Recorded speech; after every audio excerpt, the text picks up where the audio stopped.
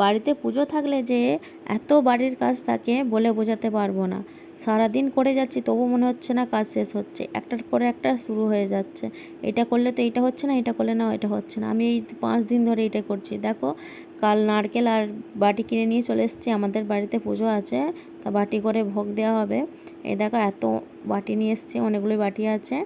তাই এই বাটিগুলো এবার গুছিয়ে নেব, গুছিয়ে নিয়ে এবার অন্য কাজ করব একটা। এই বাটিগুলো এতটাই ফোলা যাতে রাখার একটা জায়গা পাচ্ছি না, ওই জন্য আমি ভাবলাম যে এখানে একটু গুছিয়ে রেখে দিই। দেখো গোছানো হয়ে গেছে আমার। তারপরে এই গামলাগুলো পারতে হবে, তাই চিন্তা করছিলাম যে গামলাগুলো কি করে পারবো। চেয়ারে উঠে পারলে না, একজন নিচে থাকলে ভালো হয়। এই দেখো আমি কিছুই করতে পারছি না, এমনকি চুল আনারও সময় পাইনি। এই দেখো ফ্রিজটা পরিষ্কার হয়ে গেছে, আর আগে থেকে আমরা 3টে নারকেল আগে রেখেছিলাম আর কি, অনেক লাগে।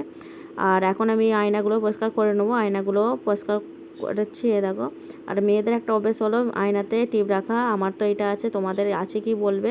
এ দেখো আয়নার মধ্যে টিপ থাকে, কিন্তু টিপগুলোর আঠাগুলো না আয়না লেগে আয়নাটা একটু খারাপ হয়ে যায়, মানে একটু দাগ টাইপের হয়ে যায় আর কি। আর দেখো এখন ওই পুজোর বাসনগুলো পড়ে আছে, এই করতে হবে, আর এইখানটা পুরোটা পরিষ্কার করতে হবে। আর এইগুলো গুছিয়ে রেখেছি, আর আমার মেয়ের এই টেডিগুলো